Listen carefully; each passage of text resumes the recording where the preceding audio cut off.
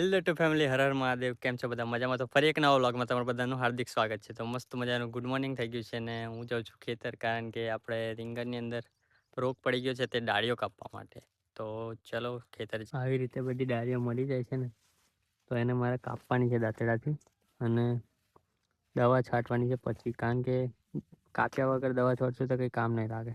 એટલા માટે પહેલાં કાપી લેવી પડશે, નહીં તો આખો છોડ માર નાખશે. આની અંદર ઈયળ પડી જાય છે.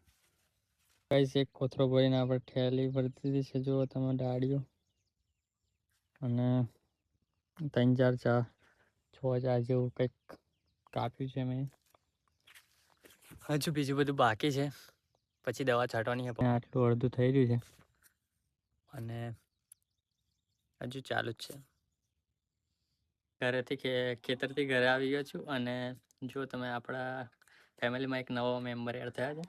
એમાં તમે ગાય માતા છે, નવા મેમ્બર આપણી ફેમિલીમાં એડ થયા છે. અને એક બીજા આ બે નાની ગાય માતા વાછરડી છે.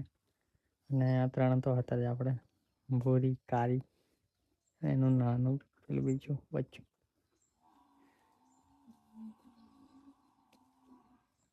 સુખનો સૂરજ ઉગી જશે તે કમેન્ટમાં કોંગ્રેચ્યુલેશન લખતા જજો. Welcome back to new vlog. કેમ છે બધા? મજામાં? તો ફરી નવો વ્લોગ તમારું બધાનું હાર્દિક સ્વાગત છે. તો મસ્ત મજાનું ગુડ મોર્નિંગ થઈ ગયું છે ને આપણે વાર કપાઈને આવી ગયા છે. તો વ્લોગ પછી લેટ ચાલુ કરીએ મેં, કારણ કે વરસાદ કારનો પડતો હતો તો ફટાફટ વાળ કપાવા ગયો. તો વાળ કપાઈ દીધા છે મસ્ત મજાના, કારણ કે પરમ દિવસથી શ્રાવણ ચાલુ થઈ જાય પછી કપાવાય નહીં વાળ, એટલે કપાઈ દીધા છે. દાઢી બી બધી છીણી કરાવી દીધી છે. લુક થોડું ખરાબ લાગતું છે પણ 2 3 દિવસમાં કમ્પ્લીટ થઈ જશે. અને બીજું તો કંઈ નહીં, મસ્ત મજાનો વરસાદ પડતો હતો પણ હમણાં બંધ થયો છે. બાકી તો જુઓ તમે વ્યૂ કંઈક, અને આપણી ગાડી પાણી. અને 2 દિવસથી પ્લાન બનાવું છું મેં ઝંડનમાં જવાનો, પણ નીતેશભાઈ દર વાર કેન્સલ કરે છે. આખો દિવસ ફોન કરો કહીને પ્લાન કેન્સલ. તો ટૂંક જ સમયમાં ગોઠવશું, હવે જશું.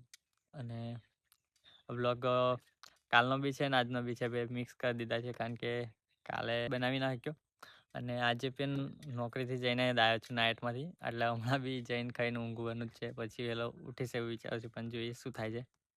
બાકી તો મોરનો અવાજ સાંભળો તમે.